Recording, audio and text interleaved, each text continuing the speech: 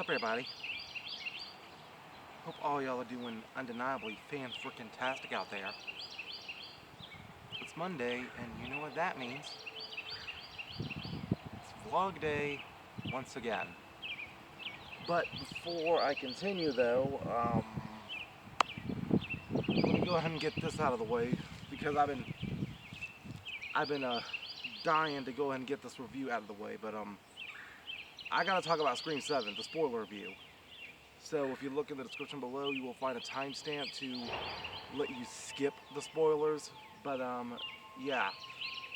So I'll give you time to go click that now if you want to. Alright, spoiler phase beginning in 3, 2, 1, now. Alright. So one thing I can say about Scream 7 is that the ending was kind of icky. Alright. If there was ever an example of burning bridges with your audience, it might be Scream 7. Alright, because out of the entire Scream franchise, this one could very well be the one that was feeling more like a cash grab than any other Scream movie in the franchise so far. Alright. Like out of every Scream movie that has ever been produced, this one felt like it was the most empty, almost. But one thing I will give it credit for is the talking about AI, right? The Scream franchise has kind of been something that has been meta up to a point where it adapts with the time frame it's in, pretty much. And Scream has done a good job of doing that.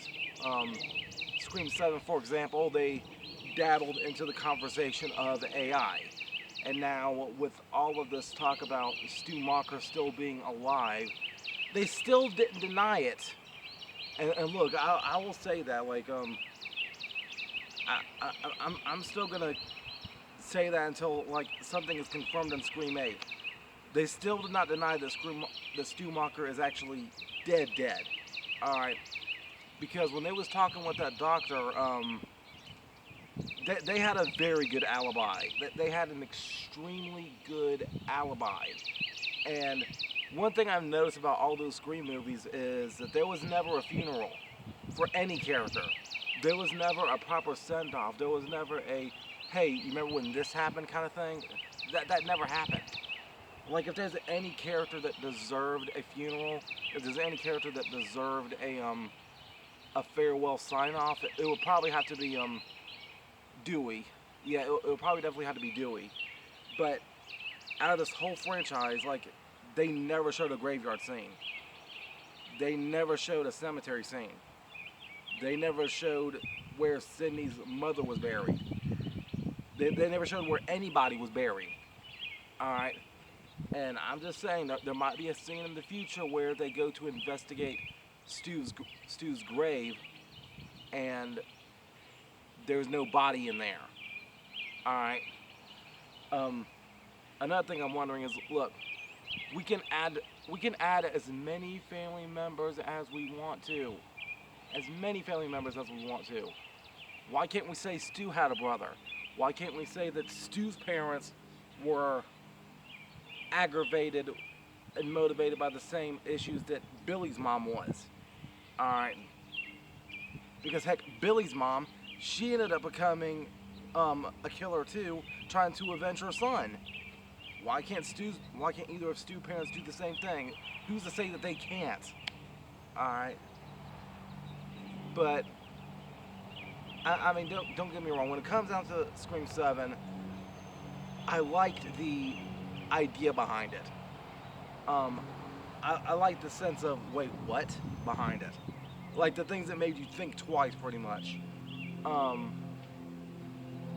Yeah, and with Scream being kind of meta, it kind of makes fun of itself, pretty much.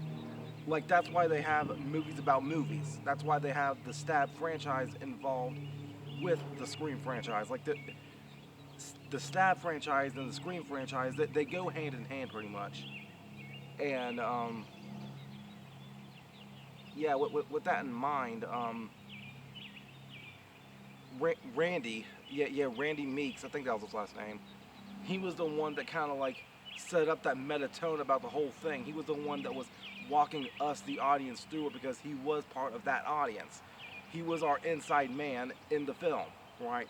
But then that torch got passed down to um, his um, his nephew and his niece, Mindy and Chad, right? Um, and they've been kind of carrying that meta lore with them to the point where they got the rules studied down to a T. But um, the fact that Scream 7 did not deliver on that meta lore kind of kind of hurt, honestly. Yeah, it kind of hurt. It's almost like they was breaking their own rules. But because with the reveal of who the killers were, like, oh, one of the killers was just a customer in Sydney's coffee shop.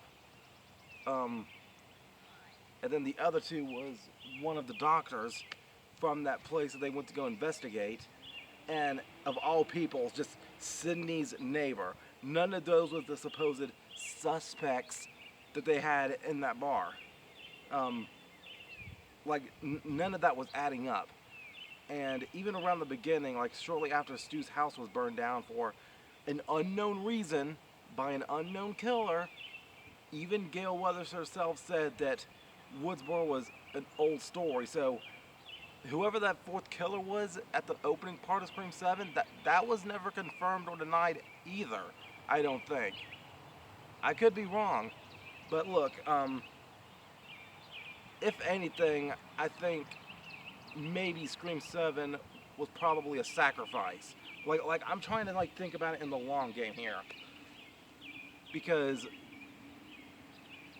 Scream 8 has the potential to be something great if they cash in on it. And man, I have so many ideas about what Scream 8 could possibly be. And they've already dabbled into this idea slightly when it comes down to the opening sequence of Scream 6. And what I mean by that is, I'm imagining possibly a Ghostface cult in the future. Yeah, I'm thinking about having a Ghostface cult in the future, where what I'm imagining is Sydney kills one Ghostface like right there around the beginning, but then she turns a corner and she sees like a whole army of Ghostface, and the whole Ghostface cult ends up turning into like this big problem where you never know who's the killer. And in the long game, when it comes down to the Ghostface character, that should be the scariest symbol of all horror in general. Because he's not a dream demon like Freddy. He's not a demon-possessed doll like Chucky. He's not some kind of walking corpse like Jason. No. Anybody can be Ghostface. All you need is just the mask, the motive, the potential bulletproof vest, and a knife. That's it. That's all you need to be a Ghostface. And literally, anybody can be a Ghostface. Anybody. So, with that in mind, think about that one Ghostface that Sydney had no idea about at all. Alright? I'm not counting about those three that ended at the end of Scream 6. I'm talking about that opening killer. Alright? That had nothing to do with Sydney. Like, he was just a Ghostface on his own. And there's not even telling, like, who that other Ghostface person that was killed, like, in the fridge. So, the idea of the Ghostface lore expanding globally, that can be kind of scary. Especially in this day and time of the internet and Reddit and all that kind of stuff. Bro, like, the Stab franchise in the movie, that could be your out. Like, people will study those films. And, heck, you might as well say that Sydney's book and Gail's book may have been the equivalent of the Scream Bible or the Scream Book of the Mormon. And instead of... the fan base keeps preaching about the second coming of Stu Macher. A Scream cult would be a perfect plot for Scream 8. That would be amazing. But, yeah, like... Scream 7 by itself, it was kind of icky. Alright. Like, just from a fan perspective, everything that you're used to for a Scream movie, this one just didn't deliver. But again, in the long game, I'm hoping that maybe this sets up for something great for Scream 8. That's just me. But yeah, again, I still give Scream a good solid 7 out of 10, and I still think that's doing it generous. Because what it did right was the feeling of isolation with them being in a small town with an enforced curfew. I like how they killed off one Ghostface quickly, because that showed character development, because nobody was expecting a Ghostface to be killed that quickly, that soon. But again, without them cashing in on any of the stories, like this one by itself could have been way better than it was. And with the reveal at the end, you could have said, oh, the butler did it, and would have gotten the same result. So that's just me. But yeah, spoiler ending right now. Alright folks, so I hope you enjoyed this past week of SSP content. I was supposed to go live Saturday, but last minute I had an idea, and I'll get to that idea in a minute. But there was another idea that popped up in my head about Saturday. Because, alright, as of late I've been going through a lot, and that might explain why I've been kind of lacking on getting an upload ready for some Sundays. But that's besides the point. I wish I can reveal like everything that's been going on behind the scenes with me, but I can't. I don't want to spoil anything. I don't want to like jinx anything, if that makes sense. But another thing going on though is like the idea that I uploaded Saturday. It was a teaser about May 29, 2026. And for those of you that don't know already, May 29th is SSP's anniversary. This year, SelfStandard programming, it turns 11 years old. And I had an idea for a unique video idea that may or may not become a tradition going forward. But I'm going to take a gamble because honestly, at the time that I came up with the idea, I didn't know what I was going to add to it yet. Alright? But what is Mayday? What is New Year's Mayday? Alright, the best way I can describe it is every year, every birthday is a new year. Alright? Like, I consider May 29th SSP's new year. Because it gets one age older. And of course, Mayday sounds cool because, you know, it's literally in the month of May. It's a day in May. New Year's Mayday. But I don't know what I'm going to add to it yet. But I know it's going to be something very special. I'm not sure if it's going to be replacing the usual highlight reel where, you know, I sit at the table where Sup Everybody episode 0 started, and I just do the highlight reel and all the analytical jargon or whatever, but whatever. All I know is, all I can tell you is that somehow or another, Mayday is going to be an anniversary special featuring something unique, something very unique. And I might include the highlight reel into that. I might not. The highlight reel might be its own entity, but either way, the anniversary thing is going to be looking very different going forward. If Mayday works out correctly, the anniversary may look different going forward. Alright? So, yeah, now about the other idea I had Saturday, though, about why I didn't go live Saturday. Alright, so this weekend is my next play for my church, the Rise My Love drama, the one where I normally be Barabbas, right? But the play doesn't start till 7, and I usually don't get off work till about 4 o'clock anyway. So one thing I'm very seriously considering is going live Saturday night before the play. Well, maybe Saturday afternoon, basically. But yeah, think about going live about, I don't know, 5 o'clock, 5:30, somewhere around there. And I'm going to be in the full Barabbas get-up. Alright, I can't even give you a time. All I got to say is, if it's after 4 o'clock, stay tuned, keep checking back. If it's after 4:30, stay tuned, keep checking back. I am going to be going live that day. Alright? I'm going to be going live from my church in my full Barabbas get-up, and you may see a few occasional guests pop on to say something. Okay?